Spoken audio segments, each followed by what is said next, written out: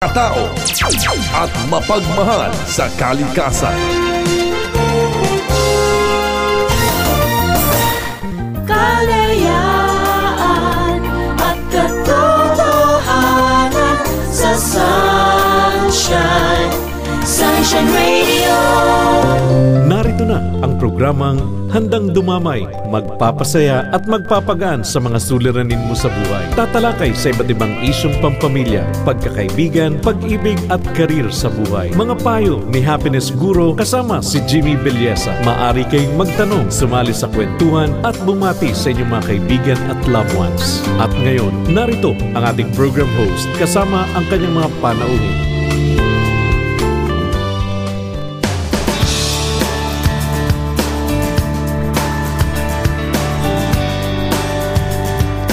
Mga ka-happiness, kumusta na po kayo? Magandang hapon po.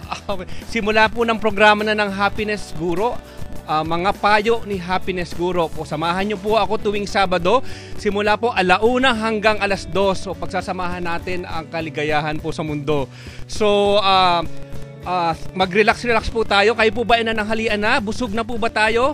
Kayo po ay sasamahan namin dito kasama ang aking mga special guests. Since pilot episode po ito, so syempre mamaya po ipapakilala ko sa inyo ang mga special naming panauhin dito sa aming studio. Medyo nilalamig nga lang po kami dito. Kung medyo mainit po sa labas dito, yung guest ko po, nilalamig po siya dito. Pero paiinitin po namin kayo ng mga tawanan. Para po sa simula ng aming show, gusto ko lang po i-share sa inyo ang words of wisdom ni Happiness Guro. Sabi po dito, how do you measure your success? Sabi po, you cannot compensate the true happiness with your health, no matter how wealthy are you, how popular are you, kung gaano man kakayaman, hindi po ito sapat para magkameron tayo ng tama at tunay na kaligayahan. So diyan po natin hugutin ang ating programa. So magkikwento po tayo. Meron po tayong napili na isang letter sender. Ito po ay pre-selected natin mula sa fan page po ng Happiness Guro. So basahin ko lang po ang letter. Kuha muna po tayo ng salamin. Alam po natin ang ating hindi na tayo kabataan. So ito po. Dear Happiness Guro, masayang-masaya pong hapon sa inyo. Itago na lang po niyo ako sa pangalang Ligaya. Abay, ina pa lang itong ating letter sender. Sa pangalan pa lang, masayang-masaya na. So, ako po ay galing sa malayong lugar ng probinsya pero kasalukuyan pong namamasukan bilang isang kasambahay. Ako po ay lumaking masayahin sa kabila po ng pagiging mahirap namin sa buhay. Tuwing ako po ay nangungulila sa aking pamilya, ang tanging kong aliwan po ay manood ng teleserye. Tuwing napapanood ko po si Miss Snooki Serna, ang aking pong lumbay ay napapalitan ng kaligayahan. Aba, idol pa niya si Friendship Cookie Serna. Ito po ang aking aliwan tuwing gabi po. Paborito po ang kanyang programang My Poor Señorita. Ang aking pong kaligayahan, ako po ay masyadong maligaya tuwing aking pong naibibigay, napapadala ang aking pinaghirapan sa probinsya po para makatulong sa pag-aaral ng aking bunsong kapatid. Pero ang concern ko po, Happiness Guro, ay actually ang aking amo. Kasi po, lubos po ako nagtataka sa kabila ng kanyang katayuan sa buhay. Sabi ko po, nasa kanya na nga po ang lahat. Maganda, mayaman, may magandang negosyo, pero malimit ko po siyang nakikitang malungkot. Kuminsan po ay nahuhuli ko po siyang umiiyak at lagi po siyang tulala. Bakit po ganun, Happiness Guro? Gusto ko pong malaman ang ganung sitwasyon. Ako po, napakalayo po ng diferensya. Sa kabila ng aking kahirapan, ako po ay punong-puno ng kaligayahan. Samantalang ang aking pong amo, hindi ko po alam ang gagawin para siya ay aking aliwin. Iiwanan po namin sa inyo ang katanungan na yan at magbabalik po ang Happiness Guro.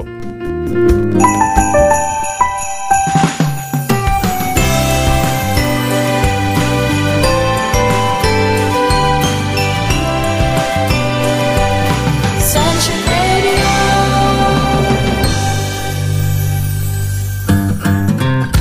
Tuwing araw ng Sabado. Pakinggan ang programang Mga Payo ni Happiness Guru Jimmy Villesa. Pagagaanin at pasasayahin ang iyong araw, lalo na kung ikay nalulumbay. Makipagkwentuhan at batiin ang iyong mga mahal sa buhay. Mga Payo ni Happiness Guru dito lamang sa DZAR Sunshine Radio, 1:00 hanggang 2:00 ng hapon.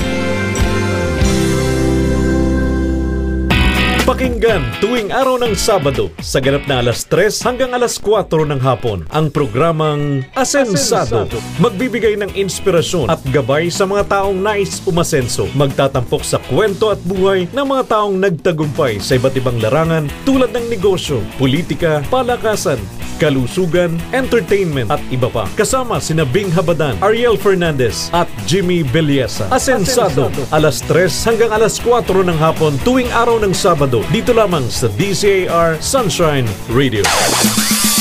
Mga mudra, pudra, ate at mga tita, huwag magpahuli sa nakaka-lurkay na balitang showbiz. Alamin ang update sa mga paboritong artista, pelikulang nakakatanggal ng stress, relon at pagod at tragedy. Makinig tuwing araw ng Sabado 4:00 hanggang 5:00 ng hapon dito sa DZAR Sunshine Radio. Ito ang showbiz kasama si Benny Andaya at ang kanyang mga katropa. Hanap mo ba ay programang gagabay at magbibigay ng inspirasyon sa mga kabataan?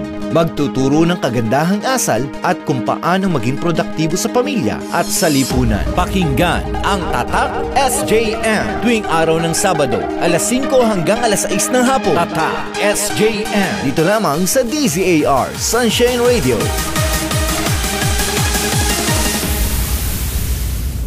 Nagbabalik po ang mga payo ng Happiness Guru.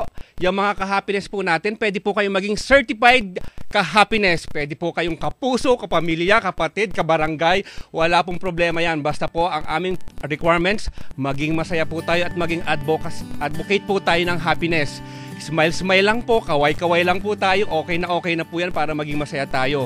So ako dapat din at parang kailangan ko rin mag-relax at medyo hinanaan ng aircon, di ba? So pakikilala ko na po sa inyo ang aking special guest, ang aking unang special guest. Medyo nauuhaw ata siya na painom. Si Sir Miko. Sir Miko, bati ka muna sa ating audience. Magandang araw po sa inyong lahat, mga ka-happiness. At ako ay bumabati muna sa iyo, Happiness Guru Jimmy, na congratulations dahil itong iyong pilot episode. Oo nga eh. God bless this program at sana ay marami ka pang mapasayang tao dito sa Maraming salamat naman sa pagpa-unlock. Alam ko medyo busy ka pero kaunting tawag lang namin sa manager mo ay pinagbigyan ka agad kami. Basta naman pagpapasaya. Okay, kasi inline tayo dyan sa pagpapasaya eh. Pero bago tayo dyan, alam ko, congratulations, meron ka ng baby ngayon? Oo, yan ang isa sa mga pinagmumulan ba? ko. Yan, pinagmumulan ng happiness mo. Yes, and she's 10 months at napakasaya ko every day because of that huge blessing na binigay ni God sa akin. Okay. So, napakinggan mo naman yung ating, di ba, letter sender. Yes. Ang concern niya actually is hindi talaga siya kasi itong si Ligaya, basically is, masayahin na bata, di ba? So, sa kabila ng kanyang kahirapan, mamasukan siya bilang kasambahay, pero habi niya, siya naman ay kontento at masaya sa kanyang buhay. Ang kanyang concern ay yung kanyang amo. Sabi niya sa kabila ng katayuan, karangyaan at maganda ang ating ay gusto ko lang po i-acknowledge ang aming very special guest po. Dumating na po si aking friendship na si Miss Nuki Serna. Hello!